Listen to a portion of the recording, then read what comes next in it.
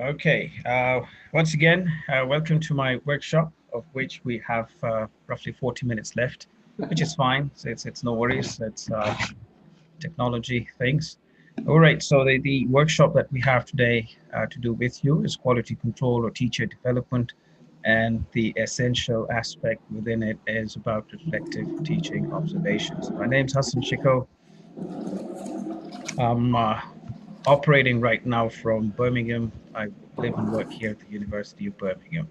Let's proceed to the main stuff that we have here, reflective write or warm up. Now, I've got these three questions for you. How many people have conducted an official lesson observation? And how many people have officially been observed while teaching? And how many people enjoyed the experience of observing or being observed? And the core thing that I want to understand is why, if you enjoyed or did not enjoy either of the two uh, aspects. If you could give your responses in the YouTube um, stream or the comments box, please. And Chris will help me to know what the audience is saying. And when I'm looking on the site here, I've got another computer I'm setting up as a double screen. So I'm not looking away from the audience. I'm just looking at another computer for a second.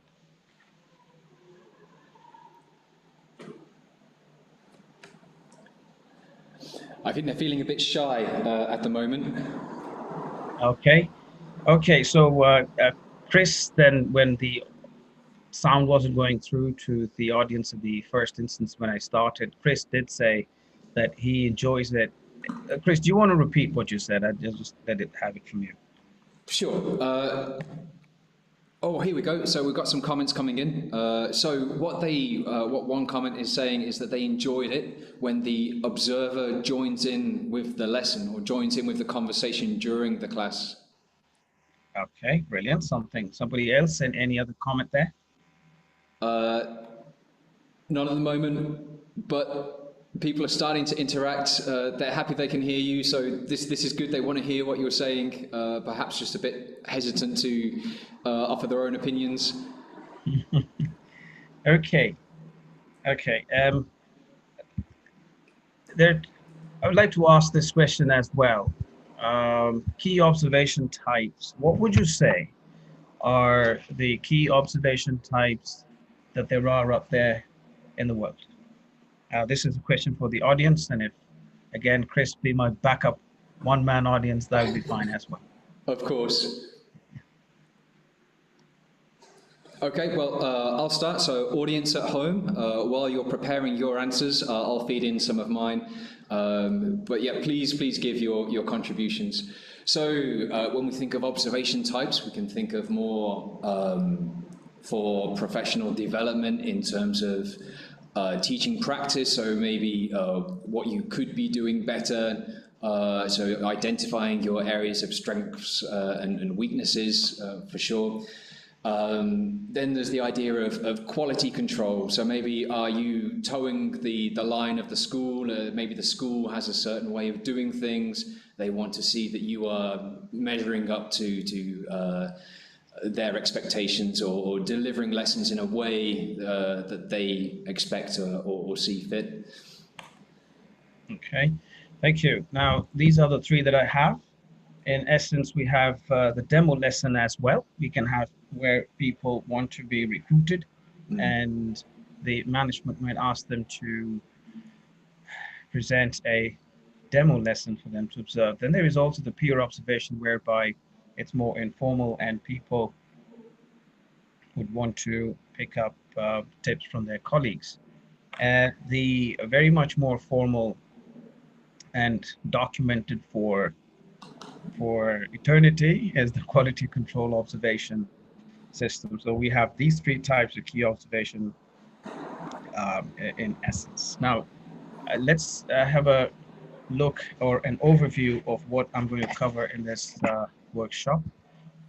As the situation, main purpose, and key stakeholders of teaching observations. Now, this is the situation we faced. I'll try to reduce the time we spend on this now because of the paucity of time.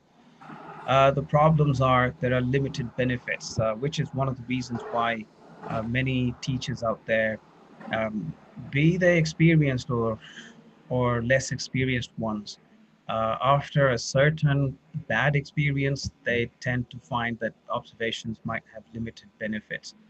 And then it also may be a situation where there is a lose-lose scenario.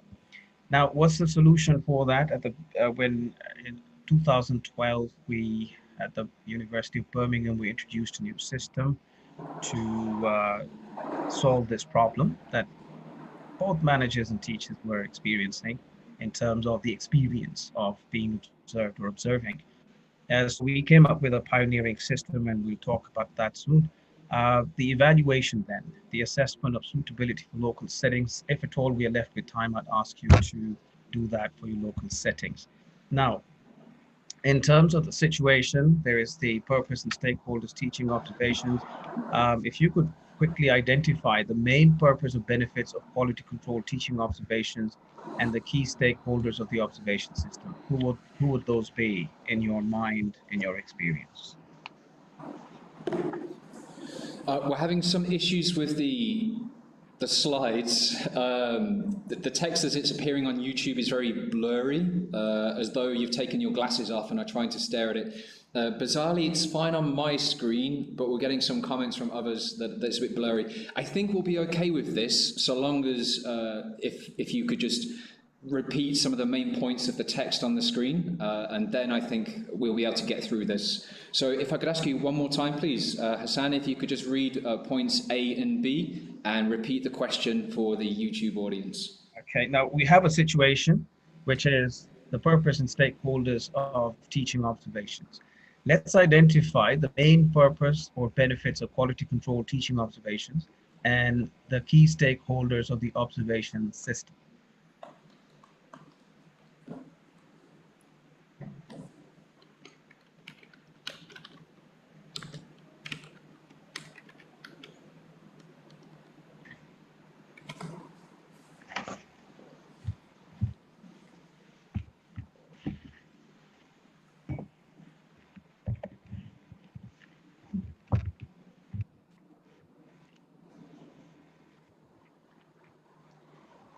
Right.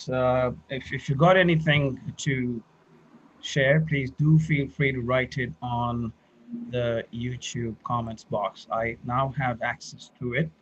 The text is fine on the YouTube screen for me, one of the participants is saying. Anyway, so if you got any response you got for this slide, please feel free to write in the chat box. I have now access in YouTube for the same. Right. Nobody seems to be writing, so let's proceed. Now, here are the possible answers for the situation. The main purpose of benefits of teaching observation at institutional, departmental, or program level. The other main purpose of benefit is teacher support and CPD, continuous professional development. Parity for the European credit transfer system or some such in your parts of the world, obviously not just for the European one. It could be for something, say, in the Far East, in the subcontinent, in Africa, continent of Africa, and what have you. A correlation of results for course and or teaching evaluations. And now, the second part of my question, the key stakeholders of the observation system are educational institutions, the accreditors, program directors, and teachers. Now, bearing this in mind, we now need to look at the following. What are the problems? Here is a question that I have for you. What problems might commonly be associated with teaching observations acting as obstacles to their success?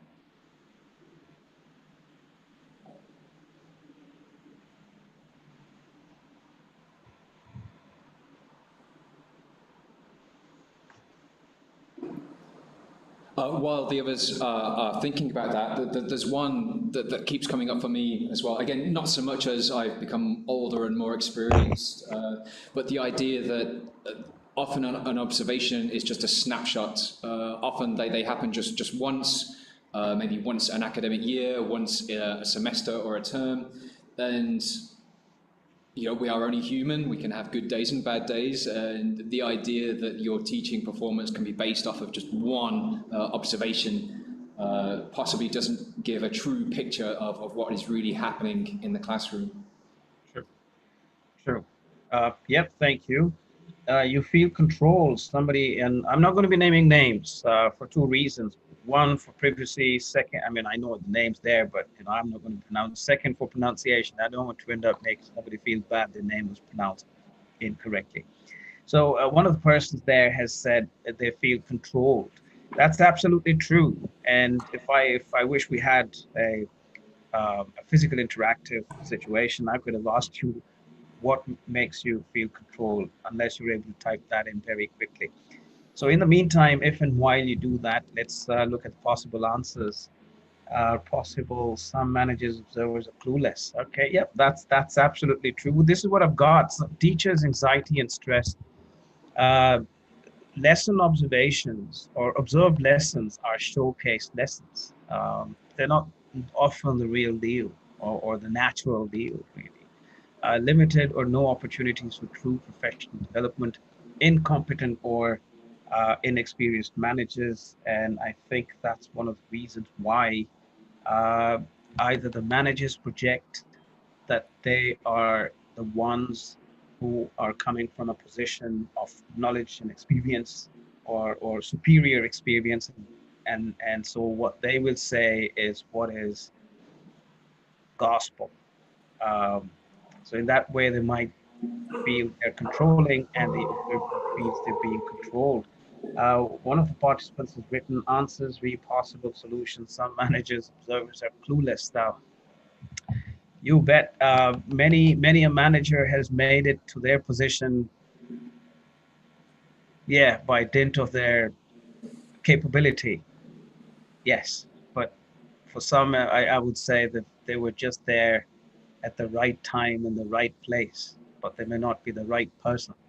And those are the kind of people who create a lot of anxiety for their observees, because they want to keep their job, their positions, and they want to prove every time, all the time, who they are, what they are. All right, prescriptive, egotistical, or judgmental assessment by observers. Now, this could come from experienced ones as well, or those who are good managers, who have been good teachers and gone into the management positions, but they can be prescriptive as well, or judgmental, as if what they will tell is the best, or what they will suggest is the ultimate. And this is what leads to observee dissatisfaction, which then consequently leads to stress. Because, like Chris has just said, they can be a snapshot. They could be stuff coming from the previous lessons into this observed lesson, and some of what's being taught in the class could be covered later on as well. But that snapshot may not be maybe insufficient to pass a judgment for the rest of the 6 months or 12 months before the next observation. Sometimes tick box activity for all to satisfy regulations. This often happens in situations where educational institutions or language centers, if because we're in that context, and I'm not pointing at Masaryk, I've never been there in physical terms, but instances where you've got language centers become a shop. So the more customers they have, clients they have, the better, and that means more teachers, and that means more observations to do, and then that means, yeah, let's take something for the British Council or some such quality control body to say we've done the observations, but did we do them right? Remains a question. Now, because of this situation, we came up with the following solution. We decided we need to look at the teaching and not the teacher. And in detail, the teaching observation, reflective teaching observation, and the factors that involve where that is a dual purpose. It's both quality control and teacher development. It's two-pronged. And then this was developed by ourselves. The BME is the Business Management English Pre-Sessional Program. that is being offered at the University of Birmingham. Uh, for it's been ages, but we pioneered, not myself, but the team of four that we had. Our director then at that time had asked one of our team members, management team, to develop a solution to this, and he came up with Mike Laughlin. He came up with the reflective teaching observation system, which then we all worked together to develop. Now, at that time, apparently nobody else was using it or had introduced it, and the British Council inspectors who came and observed and did the quality control checks and what have you, they discovered us doing this and they said this was pioneering. I obviously now understand that other universities and language centers are doing the reflective systems of observation as well. I shared with universities internationally through higher education conferences, for example, this one. Now, the reflective teaching observations, the benefits were, we thought and we realized were as follows. There's shared ownership and responsibility.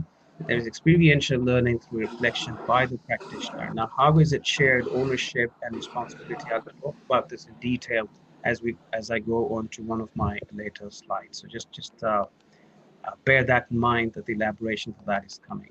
Experiential learning through reflection by the practitioner. This will be explained very soon as well. Now, it's a two-way learning process.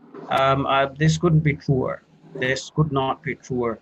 When I have observed, been in the business of it for a few years now, um, whenever I have gone into an observation class, it's not to observe really, but actually to learn from, if I can pick up a few things from the person I'm observing. And that kind of attitude that sort of was ingrained in me really helped me uh, uh, enjoy my job of observing because I was actually ending up learning things if I could. And then obviously you share things with the observee too. But how do you share? It's by way of making them reflect. And by that way, they realize how they perform what they've done. And so then that makes it more of a benefit, a positive feeling that the observee goes away with. Support avenues for new teachers. Again, uh, once I tell you how we go about doing the reflective teaching observation, particularly new teachers, for example, they can be very anxious like anybody else, but particularly more so in their case because they're new, and they would uh, come up with often basic but pertinent issues that they feel about themselves. So that can help this two-way trustworthy relationship that one needs to develop as an observer with the observee helps the new ones to really grow pretty fast. I assure you. I think it's been 10 years now I've been doing this teaching observation, but been in the teaching profession now for 23 years. Opportunities to select practitioners for promotion and or delivery of CPD workshops. Once as an observer, you find that somebody has been able to teach well and that they have been able to reflect well. It sounds like they can share their thoughts with others as well if they're the process of delivery and talk and teach. So that's a good opportunity to help grow your team as well into other teacher development courses or programs within the program you are working. Uh, it's obviously a record for HR department and future accreditors. Now, this is what happens. Reflective teaching observations. Let's talk about the logistics. Each teacher is observed once annually or during their sessional engagement. Now, you can see an asterisk. By that we mean, or I mean here, unless the observation raises concerns and requires a follow-up observation. Otherwise, the concept was that we do it just once a year. I understand from from a little bit of exchange I had about the Masaryk University. I understand that their people are observed. Is it twice a term or twice a year? But well, concept we developed was meant to be done once a year, unless other things made it necessary. Now, QC observers, quality control observers, now that would be the management. Now that could include dean, head of department, program coordinators, observation date and lesson to be nominated by the teacher. Now this is where, if I can take you quickly back to this aspect here, shared ownership and responsibility. So you give it to the teacher to decide when they would like to be observed, rather than you coming in and saying, I'm observing on that particular day. Not sure it happens anymore, but you never know with some institutions out there in the world that the people who managers come with that kind of I'm in control style. Okay, there are no more comments yet, so that's fine. Okay. Now, the observation date or lesson to be nominated, so there's the ownership and autonomy. Lesson plan is an optional thing, excluding teachers in the first year of their teaching practice, or teachers who join an institution for the first time. So for them, it would be regarded as an instance where we at the BME or the University of Birmingham, we had the thought that we should have them prepare the lesson plan, but in the subsequent ones, not really necessary. However, teachers would still share their lesson plans, which is all fine anyway. Now, the reflective observation process is three parts. It's a three-part process. Pre-observation meeting or conversation is the observee is invited to have an optional pre-observation meeting. On occasions, it was optional, then it became mandatory. Then it really depends on if the observee really wants to have a pre-op. We would recommend that one should have a pre-observation meeting because it helps with a lot of things. Again, you will see that in due course. I have 19 minutes left. Now, pre-observation meeting conversation is about 15-20 minutes. The observation would be about 50 minutes. The UK university or a class hour is 50 minutes and not 60 minutes. Post-observation meeting, this would be between 20 to 40 minutes, depending again on how much time it takes for the persons involved to reflect.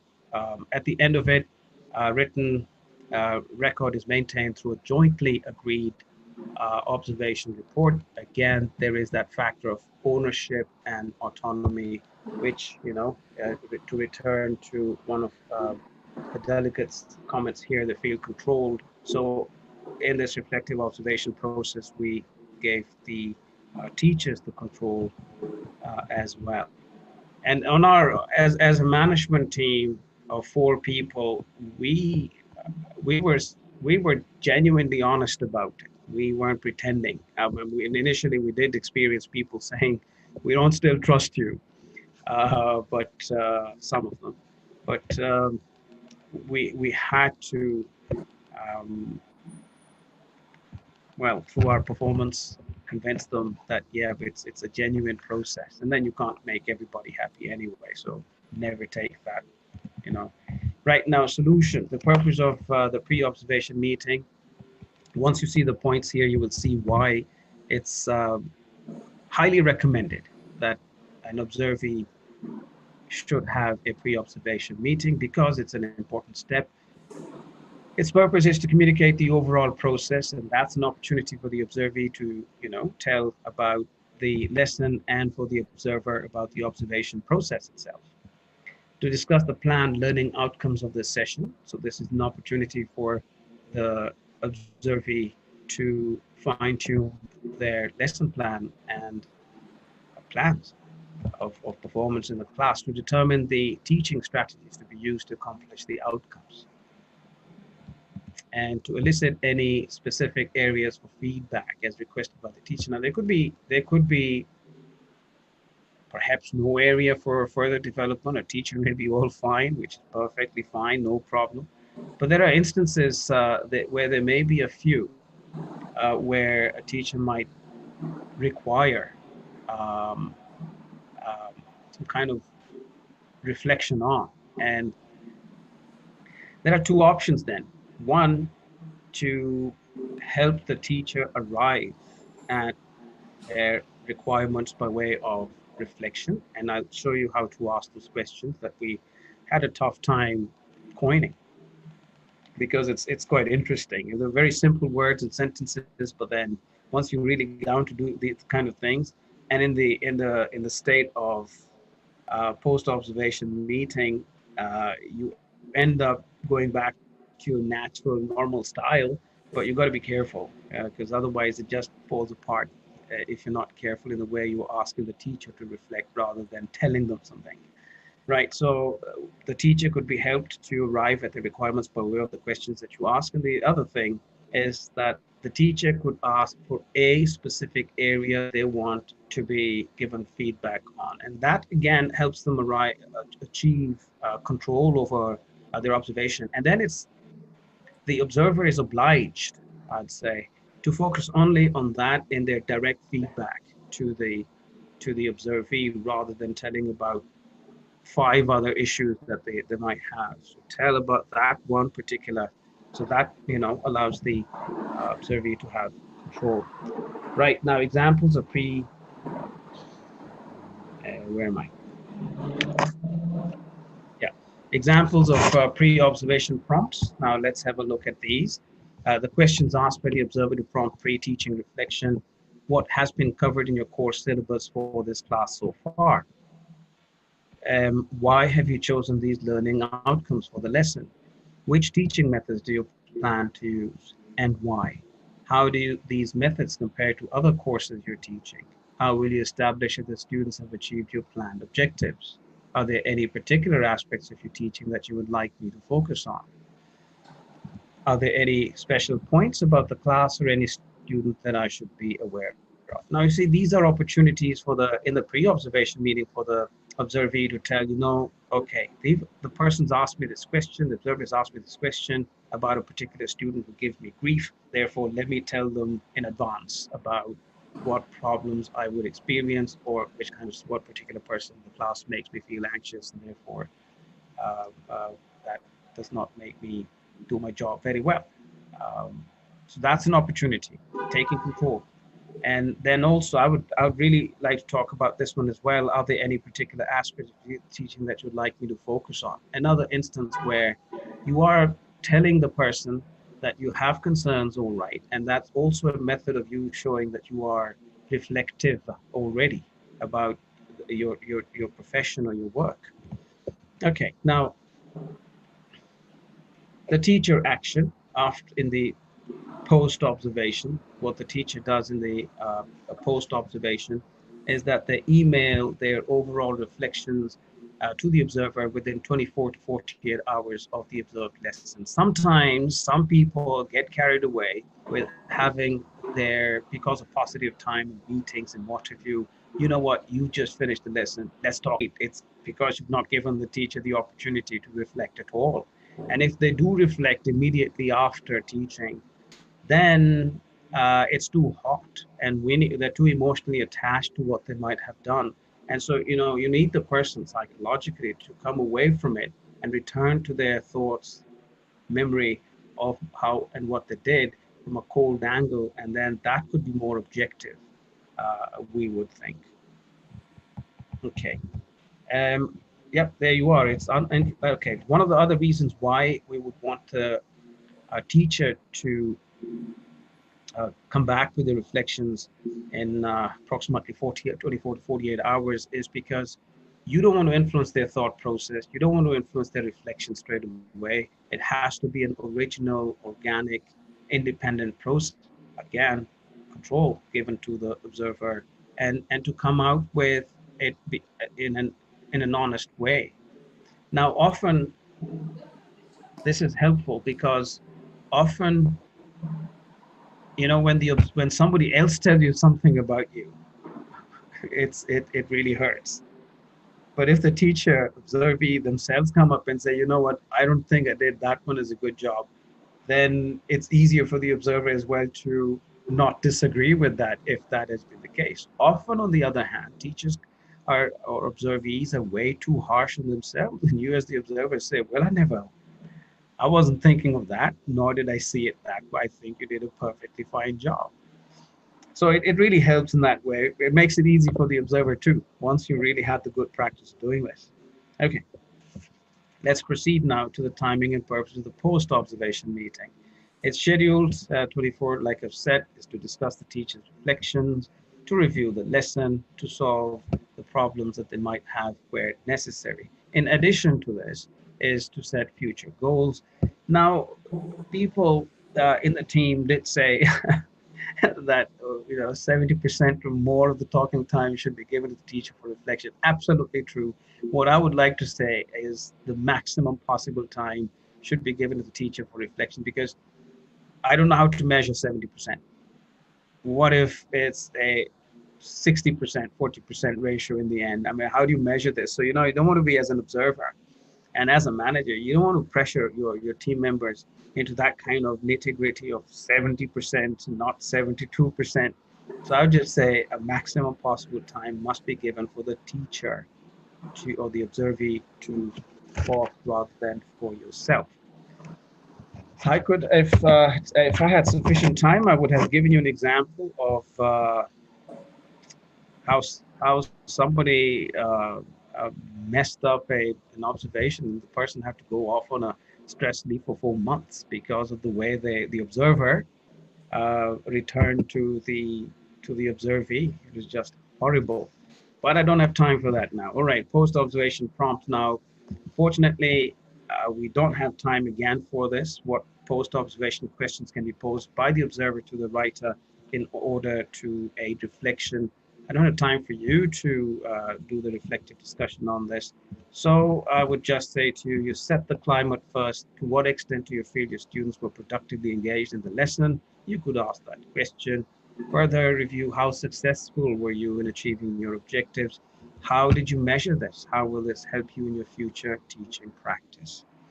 And what do you think about the suitability of the materials you use? Now, obviously, there may be prescribed materials, and that's an opportunity for you to say, if you're not happy with them, that you used them because you had to. You could tell, well, this is how I never was positive about them. Or you might have come up with yours that are new.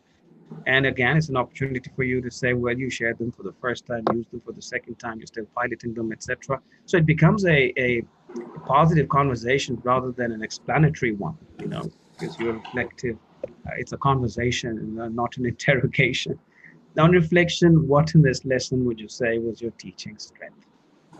Problem-solving questions could be as follows. Looking back, is there anything that you would change and why? Goal-setting questions could be something like, did anything happen which you might use as an opportunity to develop your skills? And do you have any further or other reflections on the lesson? Tips for success, people, those who want to be observing, and those people who won't be observing but will be observed. You can, if you're brave enough, go tell your manager the following things. Communicate purpose with clarity, honesty, and transparency very much early on. One of the reasons why, as we all know, people get frustrated is because of lack of clear communication, which ends up making one feel there must be an agenda against me, which usually isn't the case.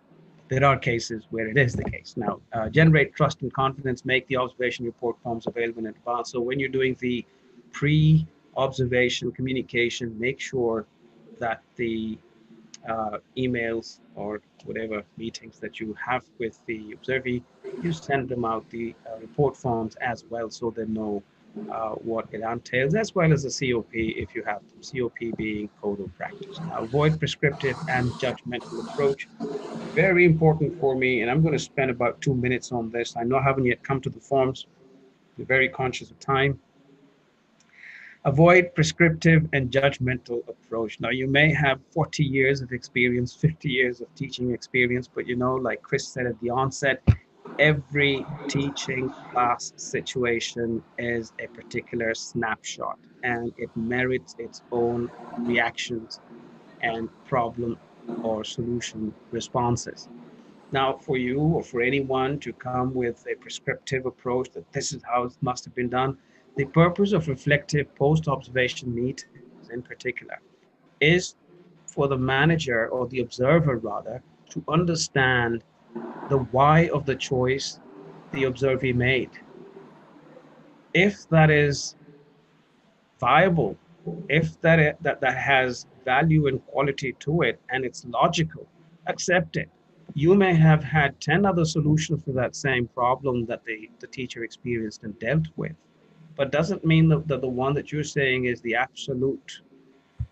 So I understand why a person might made a certain choice. Maybe in the context of their students, in the context of their particular class, that's what the solution is. Some students just won't talk. Now what to do? I could come up with 1,000 suggestions, but really, with that particular student body, that's how you perform. So be it. The other thing is, now, for the record, uh, people have got so obsessed with the communicative teaching method, you know, which is perfectly fine. But frankly speaking, when there was the traditional method, when there was the grammar translation method, were people not learning English in the classroom? A good majority of teachers still out there, still in active service, came from the 60s and 70s and 80s when these kinds of methods were prevalent and or favored, or they were just there. They're teaching today's English to today's people, students. So did they not learn English back then? My point is, the other thing that they say about communicative language approach is to have, again, you know, that 70%, 90% teacher talk, student talk time, and the teacher should be a facilitator and things like that. Really, wait a second. There is a time to tell, there is a time to show, and there is a time to let go. So when you're an observer, consider the situation. Maybe, for example, the students are being assigned to write a reflective essay. Many students don't know anything about it, so the teacher would need to tell them, they would need to instruct, spend some time talking to them about it. But you come away in your observation report and say, you were talking too much. But it merited the teacher talking too much, as it were. So what? So relax, don't come with that prescriptive approach. You weren't talking, you were talking. See the situation, let teachers be, encourage reflection as well. And one thing we strongly recommend moving on is to hold meetings away from the management office if possible. In England, it often rains a lot, but we still do it. No, okay. Manage time effectively, the whole process to be completed within 1 week maximum, so that everything is not too hot and not too cold. Keep accurate record of the report signed by both the parties, and the uh, the observee signs, returns to the observer signs, returns it to the observee. They've accepted. Thank you very much. The file is filed or archived. All right, now here's a sample report from the pilot observations at the Suleiman Demirel University in Kazakhstan. This is now we've spent further on into the future from 2012, for example, at the SDU in Kazakhstan. Uh, Reports were written for observers. Now, I want you to note that if you can, on your screens, if you can note that the italicized and bold are what I've written here, reflective prompts for the observee to read and learn from, rather than you directly telling them what was wrong, help them arrive at it if and as need be. So I'm going to read out for you for those of us who got vague display on the screens.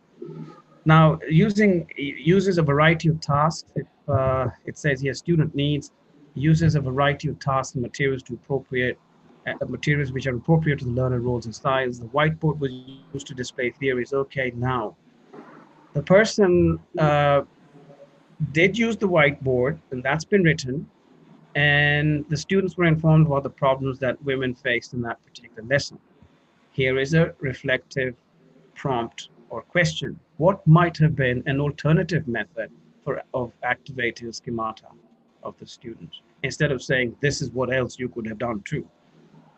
another point of reflective thought process of triggering that. When the Johari window model was displayed on the screen, you explained what it represented.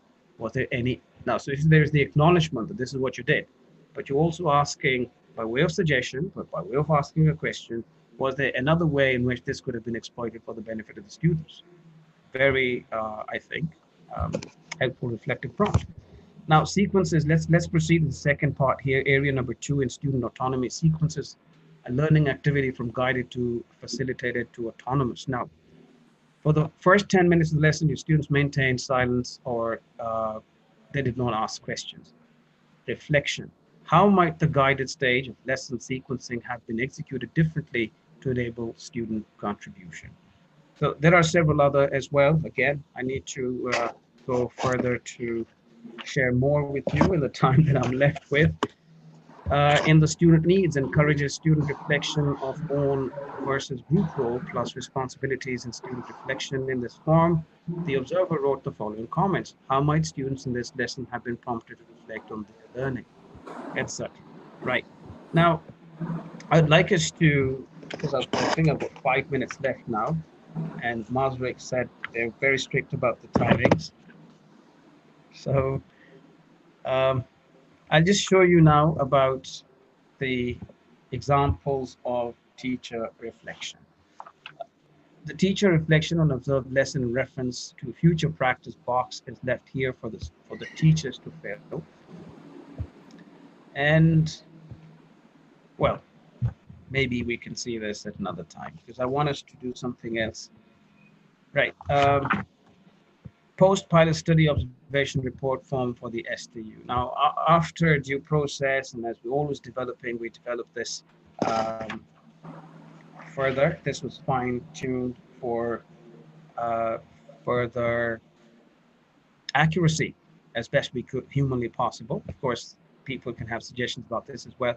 What I'm going to ask you to do is evaluate to what extent could reflective teaching observations be successfully adopted in your academic institution. What I would like you to do is think of this question while I put this on display as well for you to help you reflect on the, for you to use this to reflect. Okay. So I'm going to put the question back on again and then return to this particular slide. To what extent, I've got 3 minutes left, to what extent could reflective teaching observations, and recall the word is not teacher observation, it's teaching. So you're focused on the teaching, not the person, be successfully adopted in your academic institutions. If you could look at that and bear this in mind.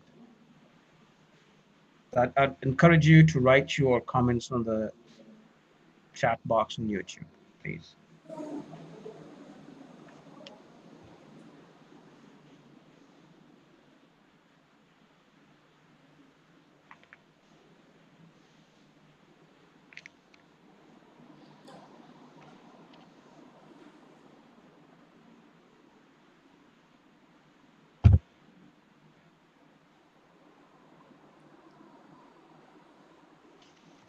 Right, somebody's written, I would really like the opportunity to use this method of reflective teaching observations if our management are willing to adopt it and use it effectively.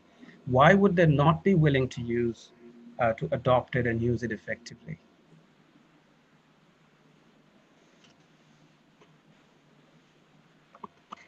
Why do you think they wouldn't?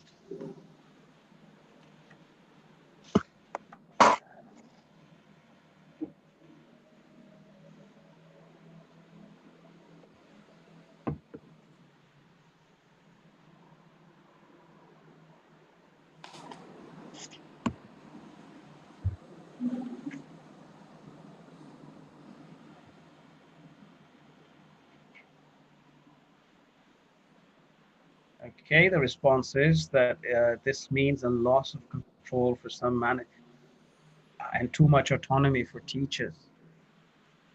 So what if the managers lose control? What's wrong with it?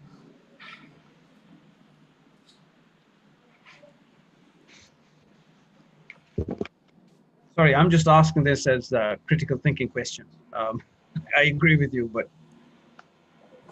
some observers, managers, controlling and insecure. So you are hereby reflecting, maybe from personal experience or observed experience, that there are managers out there who mess up observations, therefore make the observation process, allow me to use this word, an ugly experience. And which is why people are, anxious and they feel stressed about it. Really, one needs to be not egotistical. If you've been given a position of power, it doesn't mean now that you, no, let me rephrase, not position of power. I don't like that word. If you've been given a position where you have more responsibility than the rest of the staff, give me one word for that, manager. um, well, it's not, that doesn't mean that you know everything, or that doesn't mean that you are the know-all and be-all. You can still go wrong, and it's okay. You got to be able to be brave to take it on your chin, and yeah, surely learn from your subordinates, from your colleagues, from your um, observees, and very importantly, the characteristic of a sound observer or manager in this case would be to acknowledge what they've picked up from their colleagues. That's team building style. Okay. I don't know. It's 11:06, Chris. So I mean, am I supposed to continue? Are there any questions that people have? I, Oh, just a second. Sorry, I feel inspired to invite a colleague in my lesson. Okay. Do you mean you feel inspired to invite as a result of this? Sorry, I didn't really understand that. Do you mean that you feel inspired as a result of this workshop, or do you mean generally? Okay, brilliant. Thank you. Yes, Chris, you were going to say something, please. Only that I'm happy I'm not working at the same place as SB. I think it will be very easy based on what you've done there. It's very, very similar to a sort of observation program we have in place at the faculty I work at, and it would not be much of a stretch to sort of include other aspects that you've spoken about here. Yeah, that's just my final thought on that. But yeah, good. So, are there any more questions from YouTube before we go?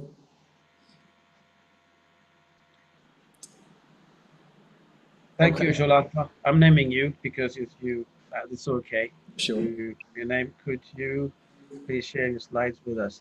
Yes, I could. They are with SDU. I think they're going to put them up on their portals, and also I think they're going to let you have access to the. Chris, are the YouTube videos still going to be? Are they going to be permanent, or are you going to remove them? So I understand they'll be made available afterwards. Okay, so the slides can be the presentation, I'd say, can be looked at then again, revisited, and the slides are also going to be available on the portal. Yeah, that's right. That's great. Well, thank you very much for your time and for putting up with various technical inadequacies. So I'll give you a clap, and I will assume everyone at home is as well. So, thank you. Thank you.